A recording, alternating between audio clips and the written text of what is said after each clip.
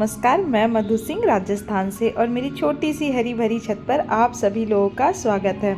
तो मैं आज का जो वीडियो लेकर के आई हूँ, ये मैं लेकर के आई हूँ कि बताऊँगी मैं आपको कि गर्मियों के मौसम में मेरे पौधों का क्या हाल चाल है, क्योंकि मैं अथक प्रयास करके और मैंने कुछ पौधे लगा लिए हैं जो अच्छी तरीके से सर्वाइव कर रहे हैं।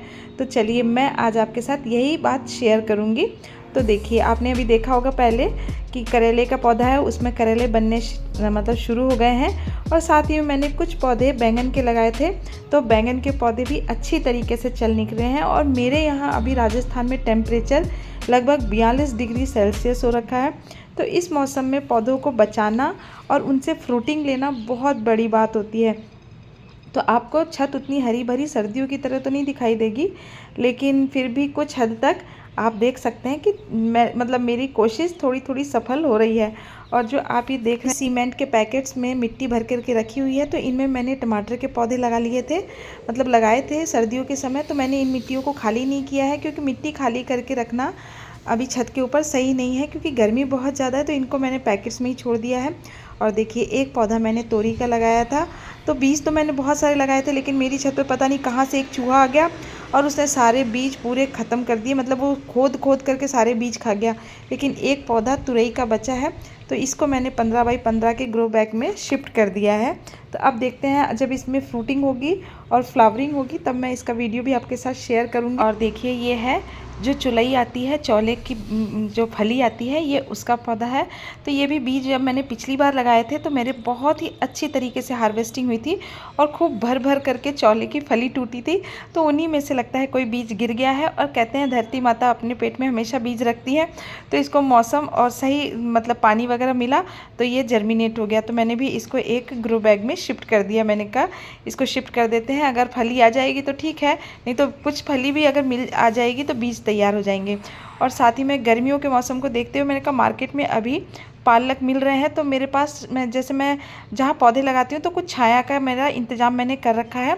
तो मैंने उसी के पास में कुछ जो ग्रो बैग है उसमें मैंने मिट्टी भर करके और इसमें मैंने पालक के बीज डाल दिए हैं।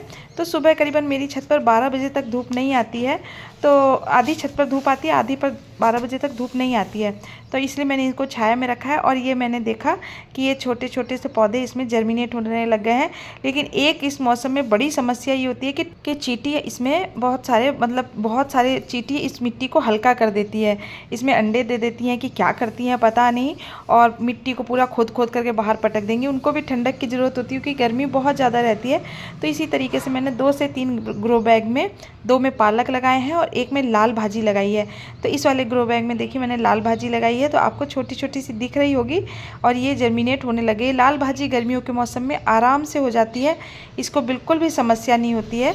क्योंकि मैंने पहले लाल भाजी लगा रखी थी तो उसके बीज कहीं कहीं गिर गए हैं, तो लाल भाजी उग गई है और बिल्कुल अच्छी तरीके से सर्वाइव कर रही है। तो मुझे लगा, मैंने कहा इस मौसम में लाल भाजी हो सकती है। अगर टेरेस गार्डनिंग करते ज़मीन पर तो लाल भाजी बहुत आसानी से हो जाती है। और लाल भाजी तो हेल्थ के लिए बहुत ही अच्छी होती है। नहीं कि लाल वाली जो चौलाई आती है वो मार्केट में यहाँ तो मिलना ही बहुत मुश्किल है, क्योंकि राजस्थान में तो पानी की ऐसी भी बहुत समस्या रहती है, टेम्परेचर बहुत हाई चल जाता है। तो इस कारण से कुछ कुछ चीज़ें तो बहुत मन महसूस करके लेकिन अब जॉब है तो जॉब के कारण राजस्थान रहते हैं और यहीं के कल्चर में ढल चुके हैं, तो चलाते हैं। लेकिन फिर भी अपने शौक़ को थोड़े थोड़े रूप में ज़िंदा रखते हैं टेरेस गार्डनिंग करके। जो सब्जियां नहीं मिल पाती है तो कोशिश करती हूँ कि वो सब्जियां खुद उगा लूँ, बाहर से बीज ले करके आती हूँ।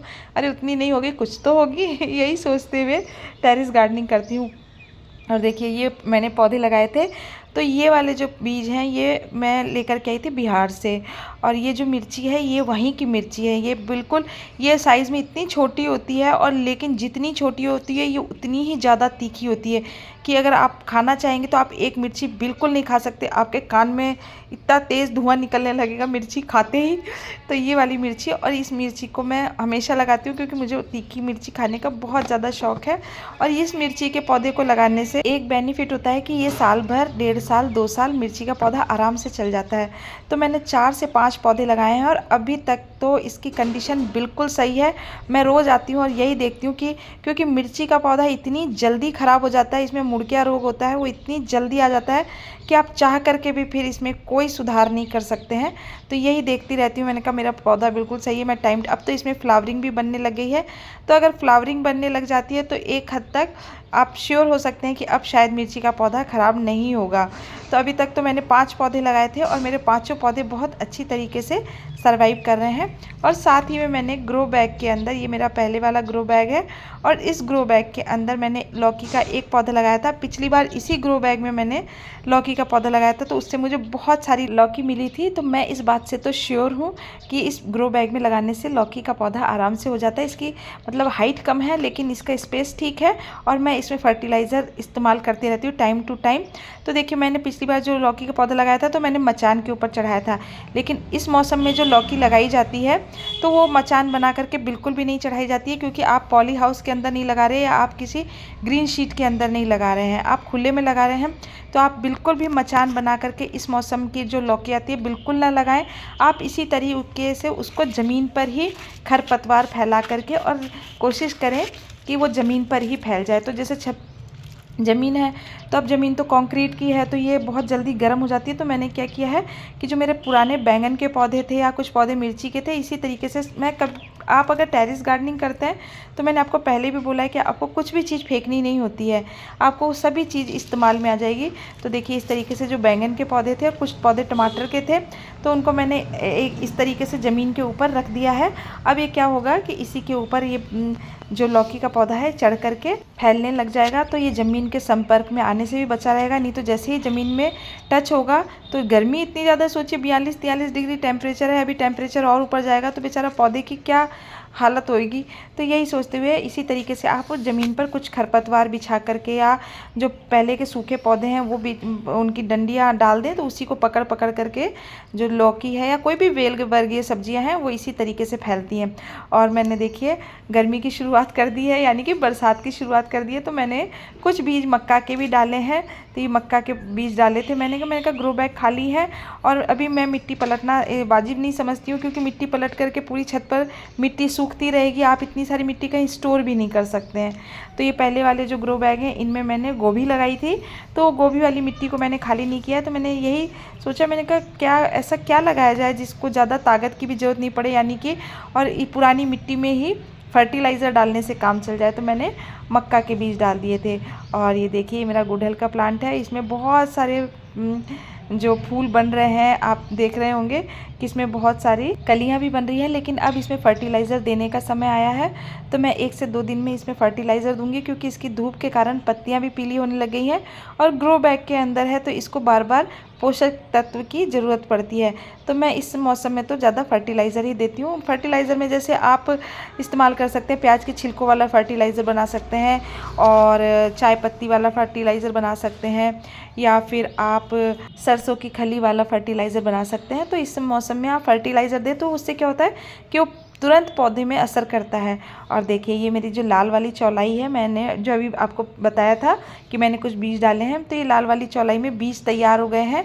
अब मैं इस वाले ग्रो बैग को भी खाली करूँगी, क्योंकि मैं बीज ही तैयार कर रही थी, ये बीज मैं लेकर के आई थी। तो मैंने कहा अब एक बार तो लगा दिए हैं तो अब मैं खुद ही घर में बीज तैयार कर लूँगी। तो इस तरीके से मैंने इसमें बीज अच्छी तरीके से तैयार हो गए हैं। तो अब मैं इसे उखाड़ करके और इसे सुखाऊंगी 1 से 2 दिन में, तो ये बिल्कुल बीज तैयार हो जाएंगे। तो ये आने वाले सीज़न में, बरसात के सीज़न में, गर्मी के सीज़न में मैं जब जी चाहेगा तब लगा लूँगी। मुझे बहुत ही ज़्यादा पसंद है और ये हेल्थ के लिए तो मैंने आपको पहले ही बताया कि बहुत ही कारगर है।